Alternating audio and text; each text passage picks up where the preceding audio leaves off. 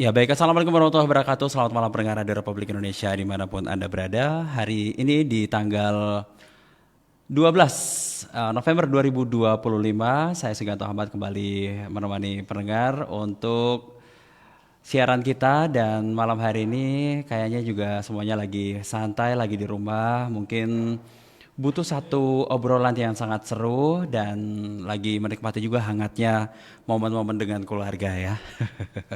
Kalau seandainya mungkin Anda tinggal di daerah pegunungan yang cukup dingin atau mungkin berada di luar negeri, mungkin Anda sudah berada di antara kehangatan ya, termasuk mungkin juga perapian. Tapi karena mungkin tinggal di wilayah Sulawesi Barat, mungkin cocoknya perapian itu mungkin dengan apa nih, asap-asap ya, mungkin makanan atau apapun itu, mungkin ikan panggang atau ayam panggang atau apapun itu. Malam hari ini bicara mengenai itu juga ada satu hal yang cukup menarik untuk kita obrolkan pendengar, yaitu tentang satu uh, peluang ekspor yang cukup banyak kita temukan di Sulawesi Barat ini, tapi mungkin baru mulai, bukan baru sih sebenarnya, ini sudah cukup lama, tapi beberapa orang juga mungkin melihat apakah peluangnya masih cukup ada atau memang ada, yaitu tentang ekspor arang briket ya, seperti itu. Dan kita coba lihat ya bagaimana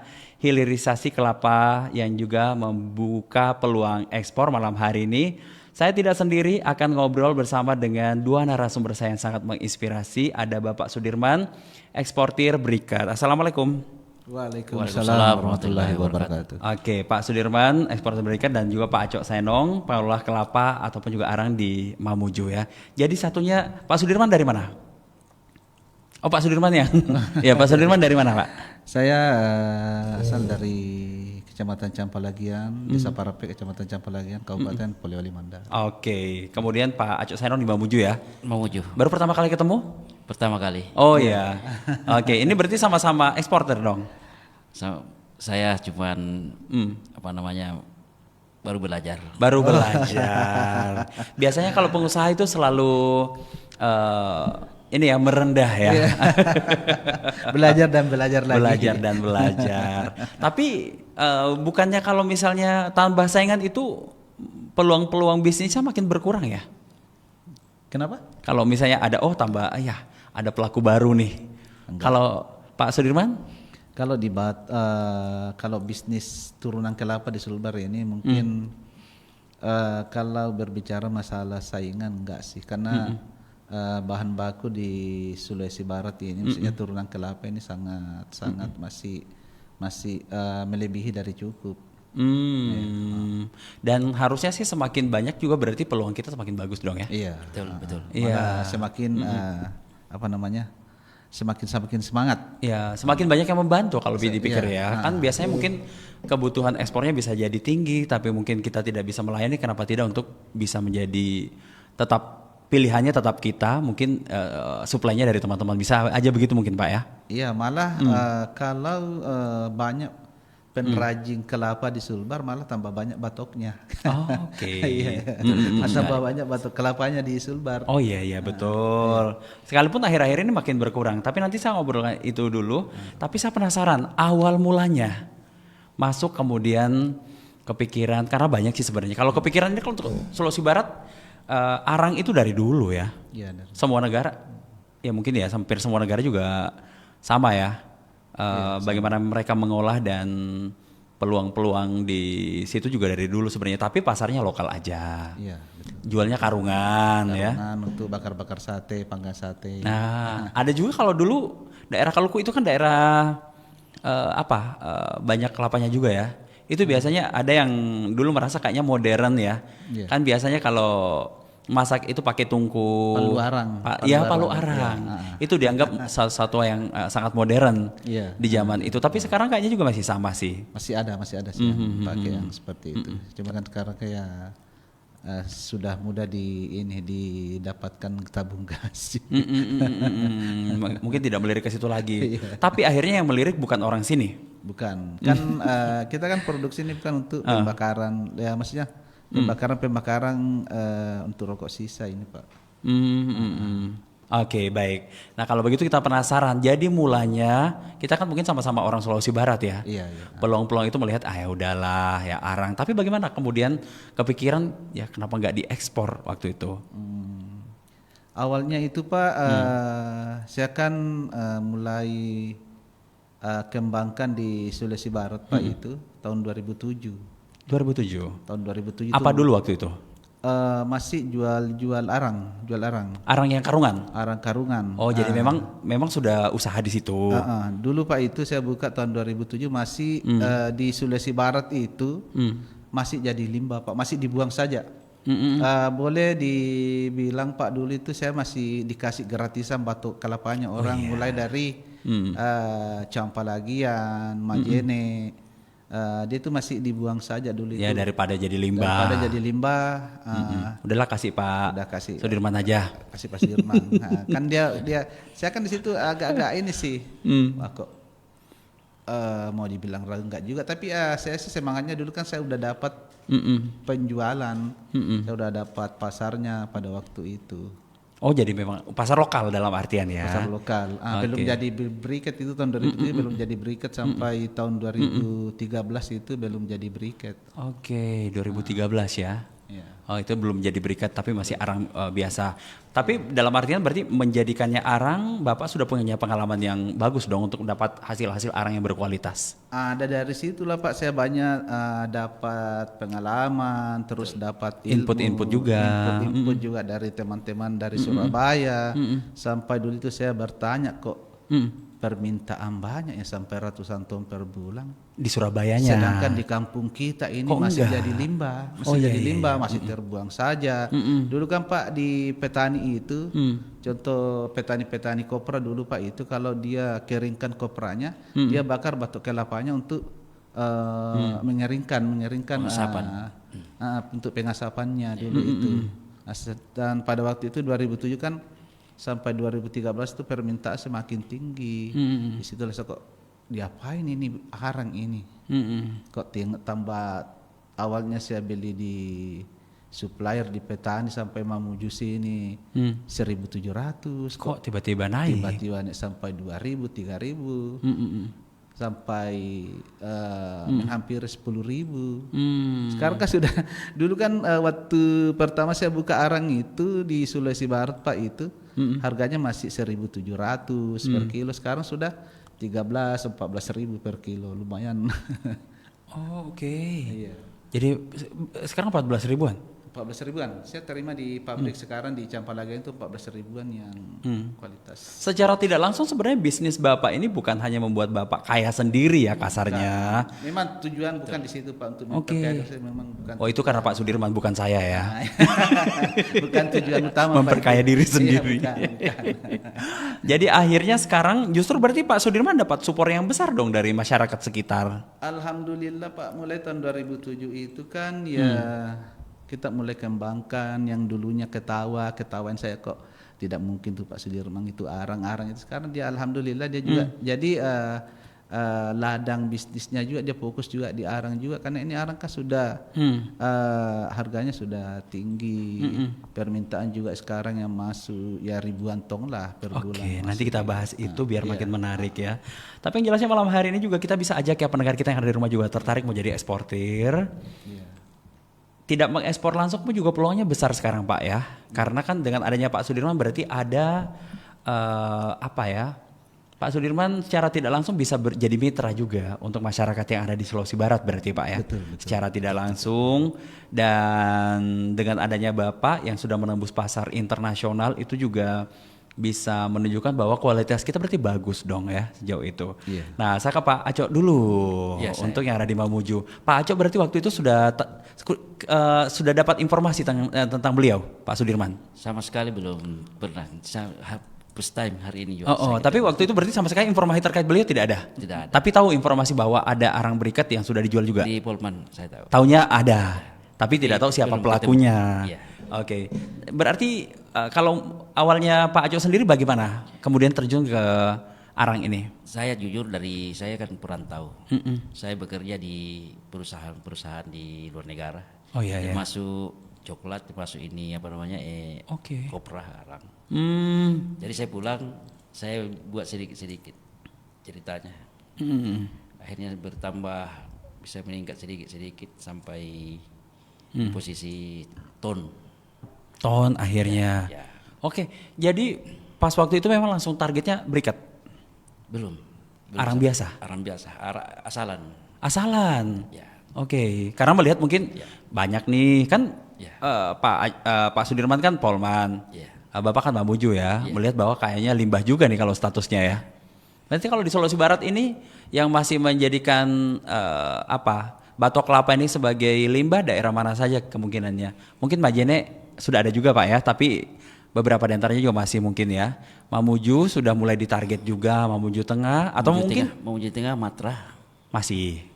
pokoknya Pak banyak Pak. Oke, masih banyak untuk bahan baku ya. Dan kualitasnya kelapa yang saya dapat tahu itu di Sulawesi Barat paling bagus. Oh, ada juga begitu ya. Berbanding dengan, minta maaf sebelumnya, kualitas di Palu. Jadi Oh, saya begitu. kan ada teman, kenapa banyak di Sulawesi Barat cari kelapa. Berbicara soal kualitas, Sulawesi Barat punya Oke. potensi. Jadi tahun berapa Bapak mulai di Arang itu?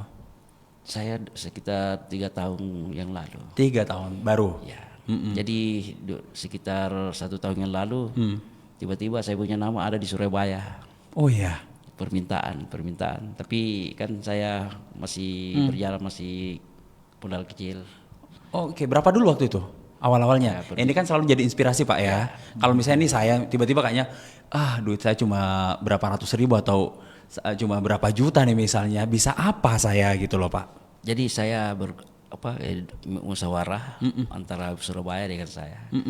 Permintaannya tentunya 10 ton. Tapi bagaimana awalnya bisa tiba-tiba dikenal di Surabaya? Nah, ini saya mulanya, saya kan jual arang itu dari teman ke teman. Kebanyakan juga orang Jawa. Maksudnya teman ke teman ini memang sudah kirim ke Jawa. Kira-kira di situ diambil nomor bahwa ada di sini. Oh, jadi ada teman di Surabaya Ya. butuh arang, Bapak kirimlah ke sana. Ya. Tapi Sesuai dengan permintaan. bukan briket tapi. Ya, belum. Nah, Arang jadi batok. berarti batok. Ya. Ya, Kalau arang batok batok ini ya. kan ada perusahaan, artinya pabrik. Jadi waktu itu berapa paling awal dikirim? Ya, dari antara 10 ton sampai 15 ton, tapi targetnya lebih kurang 10 hari sampai 15 hari harus ada. Harus ada. Ya. Wow. Itu kalau kita misalnya untuk bercandaan dulu mungkin buka usahanya tiba-tiba ada yang serius, itu kita juga Ya, bisa lucu, bikin panik gak sih Pak? Sangat lucu saya bagi saya. Jadi saya sampaikan kepada keluarga, masyarakat. Iya. Sekarang saatnya tempurung itu jangan dilihat saja di pinggir jalan, pungut, bakar, simpan. Iya. Karena sangat bernilai harganya. Oke. Ya, jadi Akhirnya sampai tahun keberapa kemudian Bapak, apakah sampai sekarang juga masih sama untuk arangnya? Jenisnya masih batok juga? masih arang batok. Oh, masih batok juga sampai hari ini. Tapi berarti sudah mulai memenuhi pasar-pasar dalam negeri. Ya, begitulah. Apalagi ketemu Bapak Sudirman ini kan menjadi saya Wah, inspirasi baru bagi itu saya. seru juga. Kenapa ya. saya mau keluar sedangkan ada Oke, di. baik. Ini yang kita sebut dengan hilirisasi akhirnya, Pak ya. Alhamdulillah. Karena harapannya adalah ini masih mending kalau jadi arang, Pak ya. Kalau kemudian batoknya yang dikirim aja itu kan nilainya jadi masih banyak nilai yang sebenarnya masih bisa kita kembangkan begitu, Pak ya. Iya. Apalagi kalau sebenarnya sudah jadi arang, tambah lagi jadi briket, wah makin jauh juga pasarnya. Nah baik, kita masih tunggu juga partisipasi malam hari ini dari pendengar yang mungkin tertarik untuk menanyakan mengenai usaha Pak Sudirman dan juga Pak Aco ya. Ini boleh ke 0822 9609 0996 malam hari ini, ataupun juga bisa bertanya langsung ke TikTok RRI Mamuju, kita live juga malam hari ini. Dan silakan ya, kita tunggu. Mungkin ada yang tertarik atau bicara bagaimana mulanya waktu itu. Nah tapi kalau untuk sebenarnya mengolah arang ini, katakanlah saya ini pemula nih Pak, bisa nggak sih Pak? Bisa. Semua bisa, Pak. Oh ya, ya mungkin keahlian saya modal bakar habis jadi abu nih Pak. Enggak. Ada cara-cara tersendiri. Tapi tekniknya ini gampang tidak Pak? Maksudnya mulai dari nenek moyang kita di Mandar sudah tahu cara memproduksi arang. Oh, Benar. harusnya bukan hal baru dong. Bukan hal baru kalau di Sulawesi Barat. Secara tidak langsung sebenarnya kita tidak butuh belajar jauh kalau untuk menghasilkan arang batoknya. Tapi kemudian mungkin karena sekarang kan sudah pohon kelapa ini kan makin berkurang juga nih Pak. Nah, iya. Mhm. Itu dia. Sekarang kan ya Tantangannya. sekarang di Sulawesi Barat itu saya lihat itu, maaf ya, menurut penilaian saya, pendapat pribadi saya sekarang kan saya lihat percetakan sawah yang banyak. Oh, oke. Sedangkan yang dicetak itu pohon kelapa. Kenapa? Saya sering sampaikan ke teman-teman. Contoh kalau ada pertemuan saya sempat diundang juga, saya sempat bertanya kok kenapa ini percetakan sawah saya lihat ini yang dicetak Masif. kelapa yang dicetak, dibunuh kelapa. Oh iya iya. Padahal ini kelapa ini di Sulawesi Barat ini sangat berpotensi.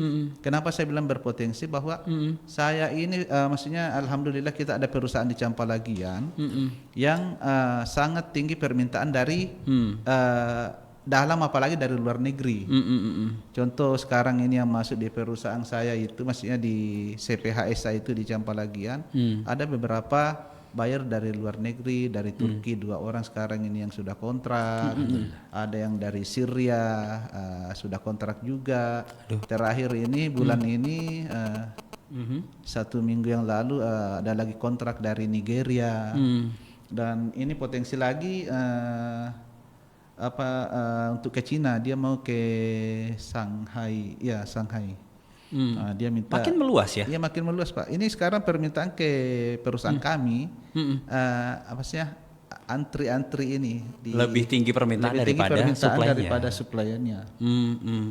Berarti Bapak sendiri secara tidak langsung juga mengekspansi lebih jauh untuk penyediaan bahan bakunya berarti? Iya. Jadi sekarang kita kan permintaan banyak ya.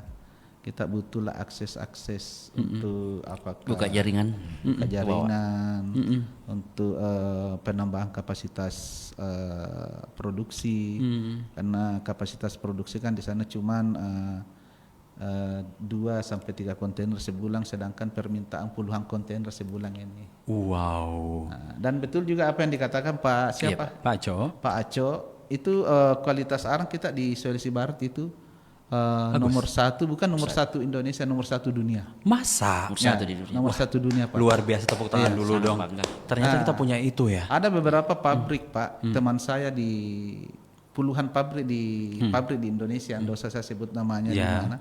Dia nggak mau produksi briket sisa kalau Bukan dari Polri. tidak ada campuran arang dari Sulawesi Barat. Wow. Saking bagusnya Pak ini. Menurut Pak Rusding, Iya. ini tuh apa Pak? Emas hitam dari Sulawesi Barat. Bapak Ini setuju nomor juga 1 dengan itu? dunia Pak, nomor 1 dunia Pak ini. Oke, jadi kalau untuk saat ini bicara mengenai emasnya Sulawesi Barat itu ada emas hitamnya juga ya. Kita punya berikat itu, arang ya dari Sulawesi Barat. Tapi penasaran juga Pak, waktu itu berarti produksi akhirnya melirik ke ekspornya. Kenapa? Bagaimana ceritanya? Waktu itu pekan saya kan masih jual-jual arang ke Surabaya. Nah, Sama juga. Ini kayaknya pasar-pasar begini tuh Surabaya dulu baru ekspor ya? Surabaya dulu. Nah, sehingga saya kasih nama perusahaan. Sampai-sampai saya dikira saya orang Surabaya, orang yang masuk di tempat saya karena ada hikmah Surabaya arang. Hikmahnya orang Surabaya, Pak, hikmahnya Surabaya sehingga arang ini di Sulawesi Barat dikenal ke mancanegara, maksudnya terkenal di. Jadi Bapak sempat dicurigai waktu itu. Jadi dikira orang Surabaya, nggak apa-apa juga. Oke. Tapi Bapak orang sini kan? Asli Mandar. Oh, asli Mandar. Campalagian. Karena kadang-kadang kan menurut teman-teman juga kalau sesama orang lokal inspirasinya lebih kuat. Oke. Jadi waktu itu akhirnya Surabaya kirim dulu. Akhirnya saya penasaran. Kenapa kemudian mereka diapain ini orang Surabaya arang ini minta ratusan ton. Ratusan ton per bulan. Nah, itu saya masih pakai modal nekat. Bapak tadi punya modal 60 juta. Saya dulu itu memulai usaha briket ini awalnya saya pakai modal 300.000. Bisa ternyata Pak 300.000. Saya pikir itu cuma bisa untuk beli pulsa doang. Anak-anak sekarang kan 300.000 pulsa kan Pak ya.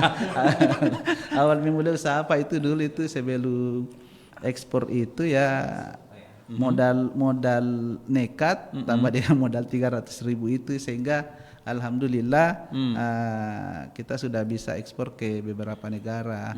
Dan waktu itu Pak saya penasarannya itu ke orang Surabaya diapain ini arang. Saya coba-coba jalan ke sana Pak. Akhirnya Harus berani ya. Ya harus berani dan Harus berani. pertama kali Pak saya naik pesawat itu ya ini karena arang ini karena Allah arang karena Allah saya injak pesawat saya naik pesawat itu. Nah, saya coba-coba jalan ke Surabaya sampai ke Jawa Tengah di Blora itu ternyata ini arang dibuat briket.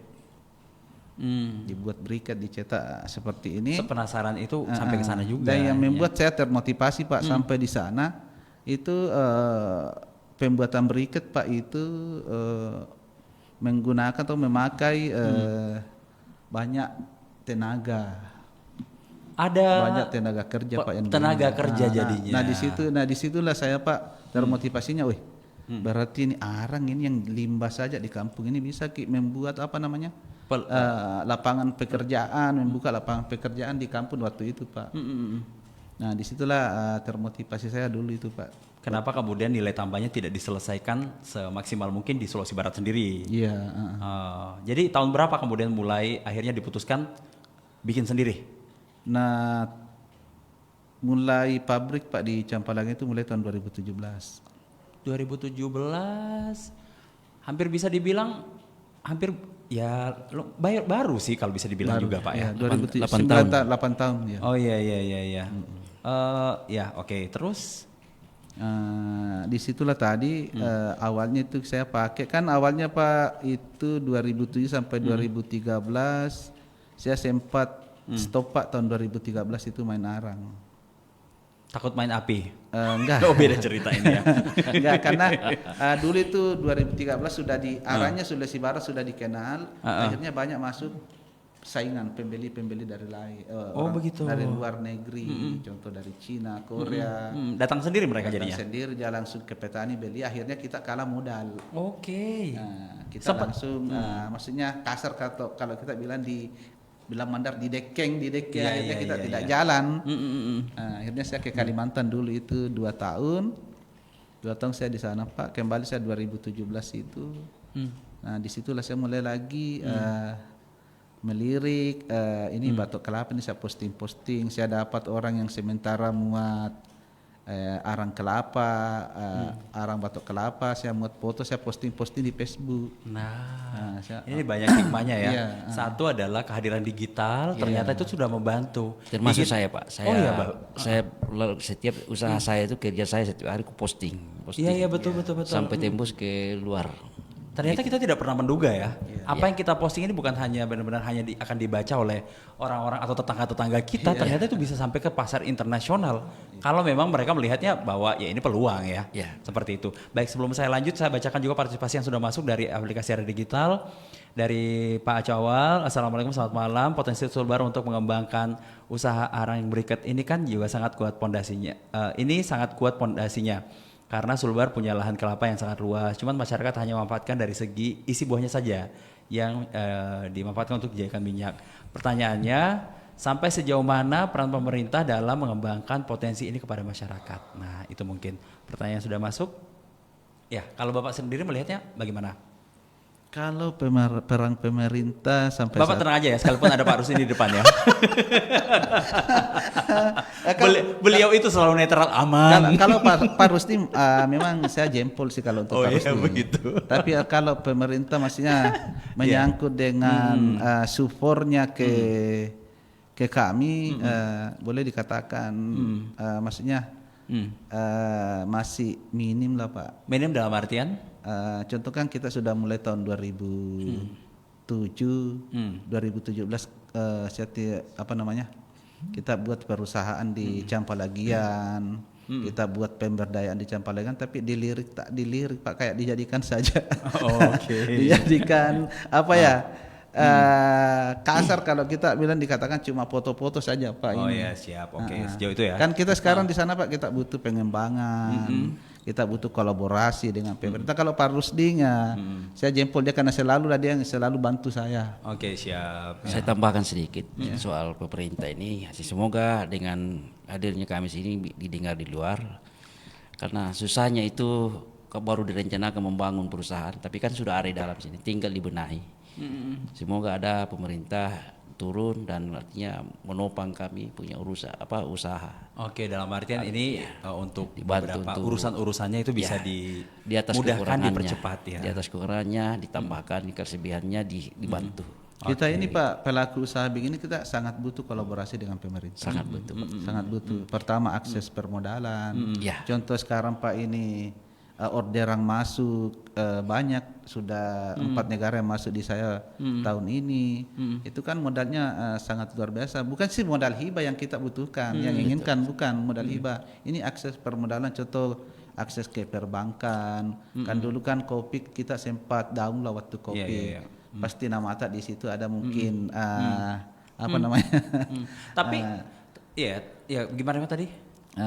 Contoh waktu Kopi ya mungkin nama Ata mungkin kurang bagus. Sekarang kan udah mulai lagi. Oh iya. Udah mulai lagi bugar lah sekarang karena sudah banyak buyer yang masuk dari berbagai negara. Jadi kita butuhlah apa namanya kolaborasi pemerintah untuk mendapatkan itu akses permodalan lah. Permodalan bukan sih modal hibah yang kita inginkan. Kita para pelaku usaha. Mungkin bisa dimengerti juga orang di luar sana ya.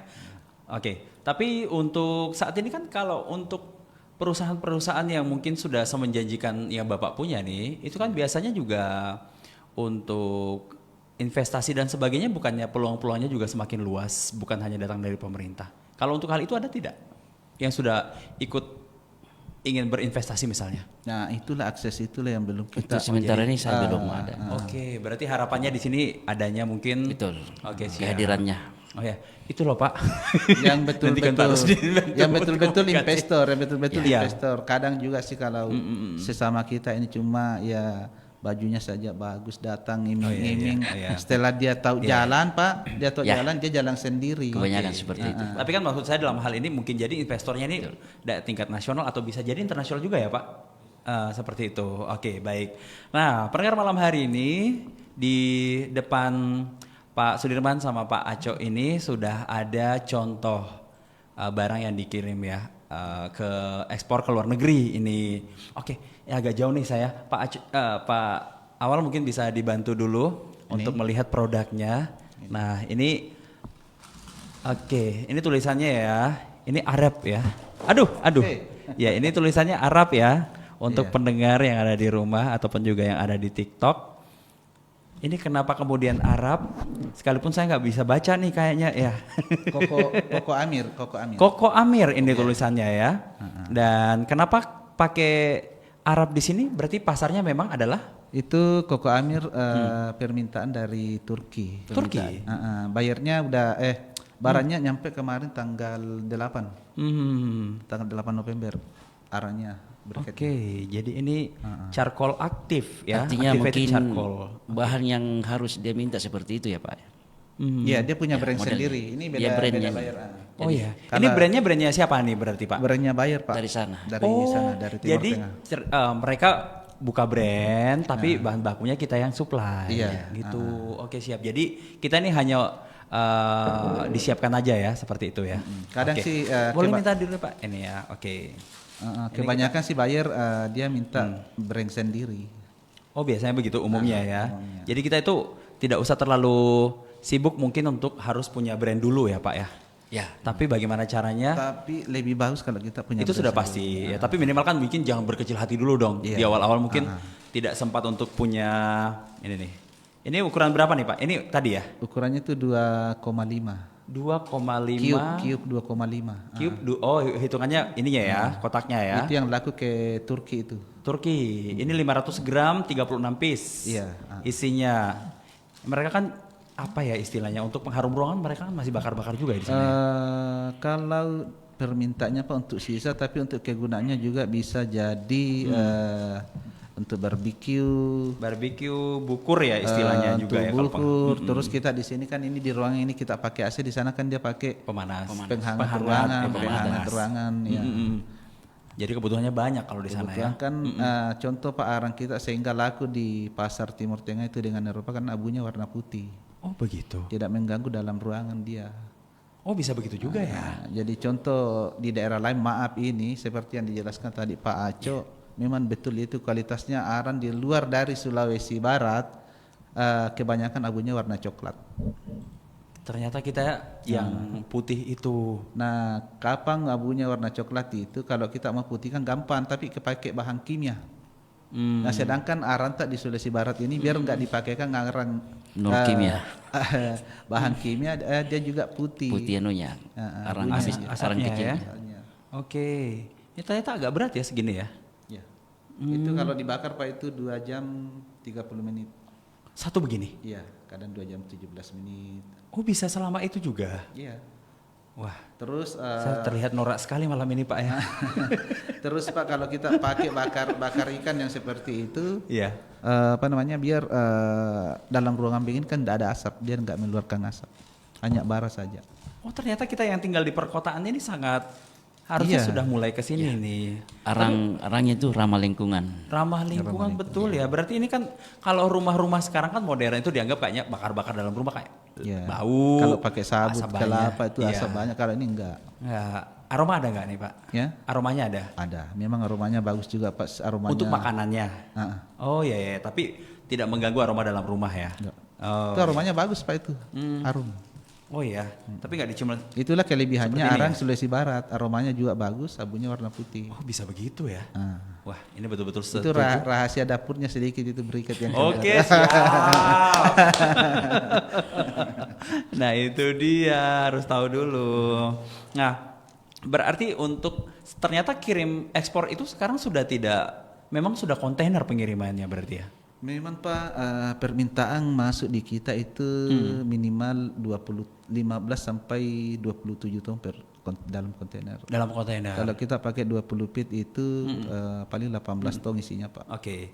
Nah kalau Pak Aco kan berarti sekarang kirimnya apa? Kontainer juga ke Surabaya? Saya kan arang asalan masih Pak. Iya iya iya. Saya masih pakai pusuk ke Mamuju Makassar. Makassar baru masuk baru Oh kontainer. iya iya iya, baru dari situ proses kontainer ya. Kalau Bapak misalnya ini nih secara tidak langsung kan berarti Pak Sudirman sekarang bisa dong berperan seperti eksportir yang ada di Surabaya juga. Sama, iya bisa. Iya iya. Ya kalau dengan hadirnya Bapak ini menjadi satu bagi saya kebanggaan. Karena usaha ini kan kenapa ke orang lain sedangkan Bapak sudah ada. Dan Bagi itu- saya satu ikatan kita satu.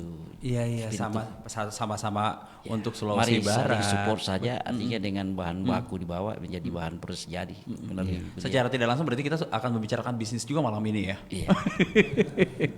Kalau kemudian pengirimannya dari Mamuju ke Makassar, Surabaya dengan biaya yang cukup besar itu berarti sangat mungkin pengirimannya ke Polman suatu hari nanti. Ya bagi saya kalau dari Mamuju ini kalau sudah memang Bapak sudah Cocok. buka jaringan seperti Iya, yang tadi dan saya juga salah satu terpilih bagi beliau, insya Allah saya akan Oke. berbakti. Pak Sudirman, apa syaratnya untuk bisa menjadi mitra? Syaratnya itu masuk di kita itu syaratnya harus kualitas diperbaiki. Kualitas. Oh, berarti menyamakan dulu ya. Kualitas diperbaiki intinya Pak itu arang. Kalau sudah jadi arang harus kering. Itu. Karena membuat arang untuk jadi berikat itu harus murni arang Pak. Nggak boleh harus dipisah dengan abunya, diayak. Oh begitu. Cuma sekarang kurangnya kasih yang pelaku-pelaku batok kelapa ini mungkin sudah banyak pembeli yang masuk, dia beli basah, akhirnya dia juga yang dijadikan acuang itu disiram barangnya baru dijual karena dia mau berat juga. Oh iya. Sedangkan arang itu kalau basah biar diayak bagaimanapun itu tidak akan pisah dengan abu Abunya, atau tanahnya. Ya. karena dia nempel. Nah jadinya. disitulah maaf ini Kualitasnya. kualitas briket rusak karena itu abu menempel dengan tanah sehingga abunya bisa warna coklat. Terus di Timur Tengah itu dengan Eropa Pak itu kalau dibakar terus abunya warna coklat, terus banyak abunya juga itu sudah permintaan sudah tidak akan minta kedua kalinya lagi di kita. Mereka seketat itu ya berarti. Iya, kan abunya Pak, kan kita di sini anggap contoh lah di Sulbar ini, briket ini, kita anggap limbah. Di sana dia contoh kayak dia makan Pak, kan dia rokok Pak, dia rokok sisa. Kita di sini dibuang saja.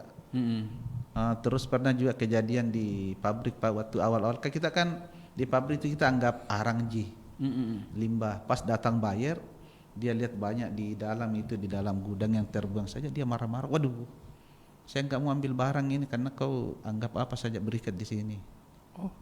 Oh iya, karena mereka sampai dikonsumsi. Iya, dia dikonsumsi Pak di sana dia. Oh, jadi mereka tidak. Oh iya, ya, saya setuju. Kalau kita melihat di sini kan ya hanya untuk jadi abu, ujungnya. Tapi mereka melihat itu bahwa kebersihan, higienitas dan seterusnya juga masih perlu dihitung. Iya. Oke, Contoh siap. dilihat Pak kemasannya seperti ini, dia nggak mau pakai kemasan-kemasan yang asalan, dia harus dia pakai kemasan-kemasan yang kayak begini yang bagus.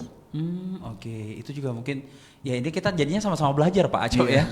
Iya, saya mungkin sebagai orang yang selalu dapat inspirasi setiap hari, ya sekalipun nggak ada usaha nih, itu ternyata juga menarik ya seperti itu. Berarti secara tidak langsung mungkin Pak Sudirman juga quality controlnya dijaga ya. Iya. Jadi untuk membangun mitra juga nggak segampang yang dibayangkan ya. Khawatirnya jangan sampai Intinya Arang Pak itu nggak usah khawatir, nggak usah ragu untuk membuat batok kelapa jadi arang tetap laku. Intinya kualitas diperbaiki, pasti pembeli dari manapun, bahkan dari luar negeri yang incar kita kalau kualitas kita bagus. Apalagi kita berada tinggal di Sulawesi Barat ini. Oke. Nah, saya ke Pak Aco. Sekarang untuk proses produksinya sendiri seperti apa di tempatnya? Berjalan baik. Untuk saat ini saya off karena akhir tahun sementara. Tapi yang saya lakukan di sini itu pertama disiplin. Kedua bekerja target. Jadi lama kelamaan kalau jadi pengusaha itu kita benar-benar harus punya prinsip ya. Harus prinsip Pak. Disiplin, kerja target dan hasilnya harus ada kualitas. Itu aja Pak. Itu sekarang. Jadi berarti di rumah sudah ada apa nih? Kalau produksinya itu kan berarti belum proses pabrik ya. Kalau berikat mungkin sudah pabrik Pak ya. Saya anggap ini saya punya hasil kerja ini masih bahan mentah. Proses bahan jadi, contohnya kalau saya punya Bapak Setengah jadilah ya kalau Bapak tadi ya. Ini yang hasilnya. Oh ini sudah jadi Bapak masih mengolah jadi setengah jadinya juga ya. Oke, berarti kalau di tempatnya Bapak sendiri ada berapa? Sudah pakai karyawan juga? Pakai 6 orang. 6 orang. Posisi kerja kan saya juga buat koprah. Oh, koprah juga. Ya, jadi arangnya itu sebenarnya sangat menguntungkan, minta maaf. Ini kelapa ini memang seru ya. Memang Pak. Saya buat koprah dan saya dapat arangnya tanpa modal. Karena sudah ada. Saya beli kelapa itu bikin koprah, tempurungnya itu saya tidak beli lagi. Oh iya betul juga ya. Untungnya di tempurungnya. Jadi Limbahnya hanya justru modalnya keluar, cuma membakar. Ya kasih berapa per kilo untuk karyawan. Ditambah lagi sekarang kelapa itu mahal loh. Ya kan naik turun Pak. Iya, oh ya juga ya, fluktuatif juga untuk harganya ya. Oke. Nah, kalau Pak Sudirman sendiri berarti sekarang ada karyawan? Karyawan di sana Pak itu sebelum Kopi itu 200 lebih. Wow. Sekarang Ini lebih bukan usaha kecil ya. Sekarang per hari ini 125 ya. 125 karyawan itu bekerja tiap hari. Tiap hari 3 shift Pak, ada yang masuk jam 8 sampai 8 jam ya. jam 5. Ada lagi masuk jam 7 sampai jam 1, terus ada lagi yang sampai pagi Pak itu. Emang sudah 24 jam berarti Pak ya? 24 jam di sana itu. Oh, karena memang proses pembakaran ini kan dipantau Pak ya? Enggak, pembakaran kan inilah pemikirannya orang di pabrik Pak itu pembakaran arang bukan. Oke, jadi Bukan lagi arang yang di pabrik di sana, dibakar.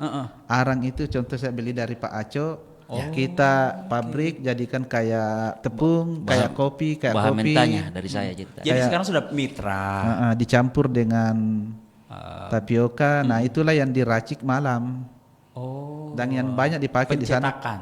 Dan yang banyak dipakai Pak di sana itu perempuan yang contoh lah yang janda-janda pokoknya nggak pakai ijazah boleh masih penting masih bisa kerja, itulah untuk packing yang seperti ini. Ini seru Pak ya. Jadi menjawab untuk peluang kerja yang mungkin sejauh ini terbatas karena ijazah, usia dan sebagainya, ternyata itu masih bisa diberikan peluang juga di sana.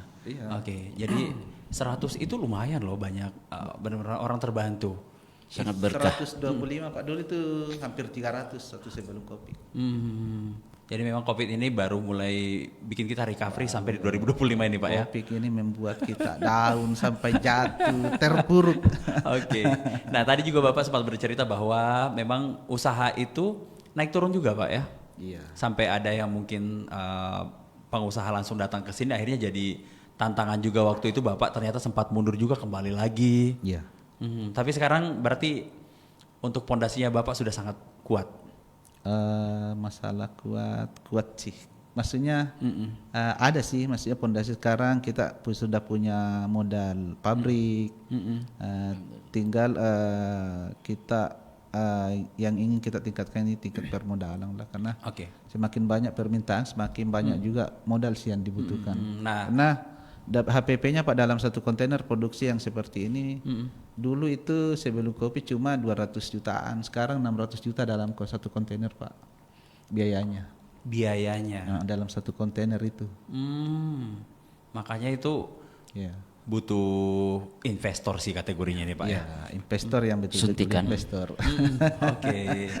Suntikan bukan suntikan yang mematikan. Bukan suntikan penenang. Jangan suntikan penendang tapi suntikan membuat kita makin aktif Pak ya. Kan kadang juga Pak, ya maaf ya. Iya. Ada sih yang pura-pura masuk di kita. Oke. Siap, saya sekian ini. Setelah kita jalan, dia tok jalan, akhirnya dia jalan sendiri. Kita Oke. jadi karyawan punya pun kita nggak dianggap lagi. Oke. Karena dia sudah punya perusahaan sendiri, dia sudah tahu jalan. Oke. Nah, untuk produk Bapak sendiri saat ini tapi ini kan berarti kalau ini Turki tadi ya. Nah, kalau yang ini Kalau apa Turki nih? Pak kemarin tanggal 8 itu, kemarin sore berangkat Pak, ini kontainernya ke Jabal Ali, Dubai, satu kontainer 20, Dubai masuk, Turki masuk, terus apa lagi? 27 ton, Syria, Syria masuk, Jordania, Jordania. Nigeria terakhir ini. Oh, yang baru. Mungkin kemungkinan kalau tidak akhir November ini awal Desember saya kirim ke Nigeria. Penjajalan kerja sama luar negeri itu termasuk kan sekarang China ada lagi nggak? Ada potensi China Pak, dia udah pengen dia buat draft kontrak ini, tadi malam dia telepon saya. Cuma saya berpikir dulu saya sementara saya pembenahan open untuk Pengeringan. Nanti setelah itu baru saya berpikir penambahan kontrak lah yang masuk, terus kita harus punya dulu akses permodalan ini. Oke. Dengan cara kita bisa dapat akses permodalan, kolaborasi lah dengan contohlah tadi Bapak bilang investor atau teman-teman atau pihak pemerintah, bagaimana kolaborasi seperti apa dengan pemerintah ini. Karena ini betul-betul ini kontrak sekarang ini lagi kita ini dilirik dari beberapa negara. Mereka lagi gantri tapi kita juga kesanggupannya berarti ya. Kesanggupan Pak sekarang ini ya kurang, karena itu kan paling 3 kontainer, 2 kontainer sebulan. Sedangkan dalam satu kontrak itu ada yang mau 5 kontainer sebulan. Nah, bahkan ada yang sudah kontrak 5 tahun di kita, 3 kontainer per bulan dia mau. Oke, awalnya tadi pas ekspor pertama bagaimana Pak? Ekspor pertama briket. Iya. Ekspor pertama briket Pak itu awalnya kan main arang saja. Nah, terus saya posting Pak tadi itu di Facebook, akhirnya ada salah satu mitra dari Timur Tengah. Nah, dia lihat postingan saya, Pak Sudirman, saya mau ke Indonesia. Oh, mereka datang sendiri. Datang setiap bayar Pak. Masa agak merinding Pak ya? Iya, oke. Pak Sudirman, saya mau ini ke Indonesia. Dia bilang bagaimana ini? Nah itu dalam artian kan begitu nih Pak biasanya ya. Dulu kan Pak, sekarang enak Pak. Sudah banyak translate itu apa namanya itu yang bisa di Indonesia ke Inggris. Nah, dulu kan saya pakai Google. Di Google kasih masuk baru di ini lagi. Nggak otomatis ya, belum AI. Dia bilang bagaimana ini. Terus pada waktu itu Pak, saya kan punya modal sisa 300.000. Saya mau jemput di bandara, bagaimana ini? Nah, saya ambil inisiatif dulu itu kan orang tua masih hidup dulu itu. Nah, saya pinjam uangnya 300.000 lagi. Nambah. Jadi 600 saja dong berarti Pak. Pinjam kak dulu kamu mau ke bandara, ada temanku ini dari Timur Tengah, dia bilang siapa mulia gitu, apalagi mau bikin itu. Dia kayak tidak yakin. Pinjam saja uang tak dulu 300.000 kalau ada ya. Akhirnya saya jemput nih Pak di bandara itu. Di bandara itu tupung di bandara Pak, saya nggak pakai bahasa isyarat waktu saya pertama ketemu Pak itu. Jadi Bapak tidak, karena kalau sewa translator lagi kan juga biaya lagi Pak ya. Iya biaya lagi. Tapi Bapak beranikan diri waktu itu bagaimana Pak? Sampai saya deg-degan Pak itu sampai ke Campalagian itu, saya takutnya ini supir mobil ini kalau dia belok ke restoran ini saya mau pakai bayar apa? Ternyata Pak baiknya dulu Pak itu, bagusnya dulu itu teman yang dari Timur Tengah itu dia nggak makan tidak makan nasi, dia hanya makan roti dulu itu. Saya bilang alhamdulillah Tepung. ini. Oke. Waktu itu. Jadi sampai benar-benar diajak ke tempatnya Bapak. Sampai saya ajak keliling lihat potensi-potensi kelapa di Sulawesi Barat, sampai di Mamuju. Akhirnya dia tertarik, Pak Sudirman bagaimana kalau kita buat briket. Pak Sudirman bisa buat briket, nah bisa, karena saya udah pernah saya pernah tinggal di teman yang punya pabrik briket di Jawa Tengah. Akhirnya saya belajar di situ. Nah, akhirnya dia yakin, Pak, itu dia yakin. Awalnya dia modalin kita. Berapa waktu itu? Dia belikan gudang, terus dia investasi pabrik sampai kita cicil-cicil sampai Oh iya iya. sampai ada untungnya sampai lunas lah, kita bisa mandiri sampai sekarang. Ternyata jalur-jalur seperti ini tuh juga bisa dengan jalur-jalur yang Pak Sudirman dapatkan itu ya. Ini kan kalau kita bisa bilang ini kan bukan jalur yang betul-betul resmi dulu ya Pak ya. Karena memang Pak di Timur Tengah itu dulu dia setaunya ini buyer yang masuk kemarin ini mitra saya. Dia taunya itu Sulawesi Barat tempatnya arang paling bagus. Oh, tapi itu dia sudah tahu. Iya, dia sudah tahu. Oh itu. Jadi untuk hal itu sebenarnya sudah jadi satu apa ya? Semacam kunci paling besar yang kita punya ya saat ini sebenarnya. Emas hitam. Emas hitam Sulawesi Barat itu. Oke, akhirnya terus berjalan sampai ekspansi. Terus berjalan, jalan ya akhirnya kita bisa ekspor, sampai saya juga belajarnya bisa ekspor di situ. Nah, mungkin karena awalnya saya kan ikut di mobil bagaimana caranya pakai mobil truk isi kontainer, bagaimana caranya kita pesan kontainer, masuk di mana, ekspedisi, forwarder, itu ya. Oh ya, ini kayaknya Pak mesti dijadwalkan mungkin, termasuk kalau beliau tidak lagi di Mamuju mungkin online nggak apa-apa kita untuk belajar ekspor ya, khusus mungkin boleh nggak Pak sih? Bisa. Iya, karena ini kan yang mungkin banyak orang juga butuh tahu bagaimana belajar ekspornya nggak sih Pak Acok ya? Iya, karena kalau mungkin kita melihat, karena malam hari ini waktu kita kalau ngobrol sama beliau ini bisa sampai pagi ya. Terus yang lebih lucu Pak, maafnya lebih lucu lagi, saya cuma tamatang SD. Oh iya. Tak tahu baca tulis. Saya S1. Sebenarnya tidak mempengaruhi itu Pak. Kalau memang ada. Itu yang membuat deg-degan dulu Pak, itu sampai saya ketemu dengan orang Timur Tengah bagaimana caranya ini komunikasi dengan orang Timur Tengah. Bahasa Indonesia saja tidak lancar. Itu kenapa tadi saya merinding Pak. Merinding bagaimana Pak Sudirman kemudian ketemu dengan bahasa isyaratnya ternyata bisa-bisa aja ya. Iya. Oke, itu hal yang menarik dari proses ekspornya Pak Sudirman ya. Nah, untuk Pak Acok sendiri melihat sekarang arahnya ke depan nih, dengan melihat ternyata Pak Sudirman juga bisa memulai dari, bisa dibilang dari nol lah Pak ya. Bapak kan juga dari nol. Bukan mulai dari nol Pak saya. Mulai dari minus. Iya, ini menarik ya. Kalau saya sangat bangga sebagai anak Sulbar. Ya. Karena Bapak memiliki sudah perusahaan besar, dikenal di internasional, bukan nasional, internasional. Tinggal kita yang harus menopang, saling mendukung dalam bentuk kerjasamanya. Oke, jadi mitra. Karena begini, ada dasar itu Pak, sudah bagus. Karena selama ini saya jujur sedikit, ada kerusakan Sulbar sedikit di sini. Kenapa? Orang yang masuk itu yang kita tidak kenal, selalu inilah petani-petani langsung sama dia, yang merusak harga dan merusak barang, merusak kualitas. Tapi kalau sudah ada dasar sebagai satu perusahaan besar di Sulawesi Barat ini, tinggal kita jaga. Wah, ini saya jadi kemana-mana berpikirnya dan pertanyaannya dengan waktu yang sangat terbatas ini, karena secara tidak langsung ini juga kalau melihat peluang-peluang baru nih Pak ya, khususnya perkebunan di Sulawesi Barat kan sebenarnya lagi gencar banyak nih, termasuk mungkin usaha-usaha yang pendek untuk sekarang ini yang kemudian digarap sama masyarakat. Kemudian kan melihat peluang kelapa ini ternyata masih sangat besar sebenarnya Pak ya. Besar banget. Sangat besar. Mungkin dulu hanya melihatnya bahwa kelapa ini hanya sebatas ya sudahlah, mungkin ya Kopra tetap masih menjanjikan sampai hari ini juga ya. Seperti itu, untuk bahkan pengolahan jadi santan juga jadi bisnis baru juga nih Pak ya. Iya, ada juga. Termasuk air kelapa Pak. Air kelapa malah sudah masuk juga. Artinya sudah ada masuk berbentang, dibikin diolah jadi gula-gula anak-anak yang dijual. Enggak, iya. Yang turunan kelapa Pak ini yang masih terbuang saja ini, dan berkualitas sangat ekspor, laku di mancanegara Pak, terutama sabut kelapanya. Iya, iya, Sabut iya, saya lihat kelapa juga. bisa dibuat coco fiber, coco peatnya itu untuk job-job mobil di luar negeri. Bahkan Yang mobil kedua, mahal ya.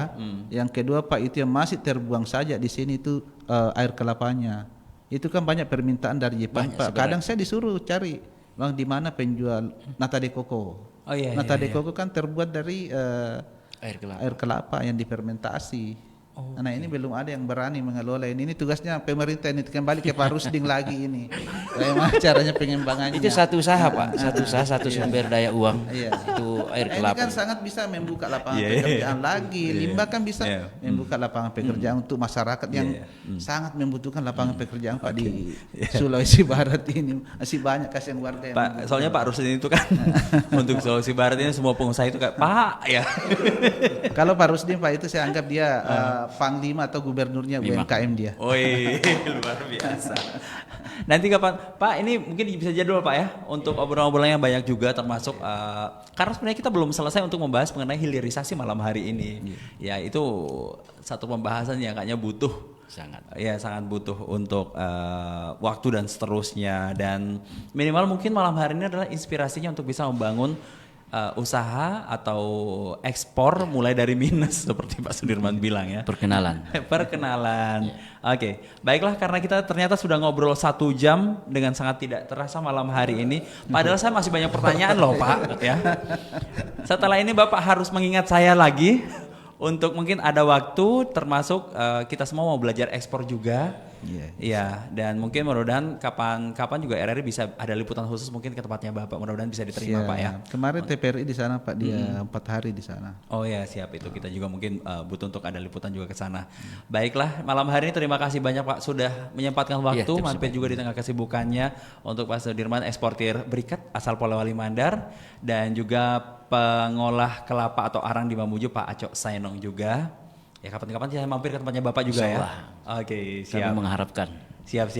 Dan mudah-mudahan obrolan kita malam hari ini juga bisa menginspirasi banyak orang, terutama Sulawesi Barat ini. Sulawesi Barat ini kelapa loh pesisirnya ya. Iya, lumbung kelapa. Lumbung kelapa, dan tadi sudah disampaikan bahwa peluang mitranya juga dibuka, jadi nggak usah berkecil hati sekarang karena semakin bikin kita semangat Pak ya. Betul. Iya, oke. Dan pendengar, terima kasih semuanya sudah bersama dengan RRI Mamuju malam hari ini, ngobrol banyak mengenai batok kelapa dan juga arang, terutama untuk arang briket dan juga ekspornya. Dan ya, kita selesai pamit malam hari ini, ucapan terima kasih. Wassalamualaikum warahmatullahi wabarakatuh. Waalaikumsalam. Mamuju malam ini.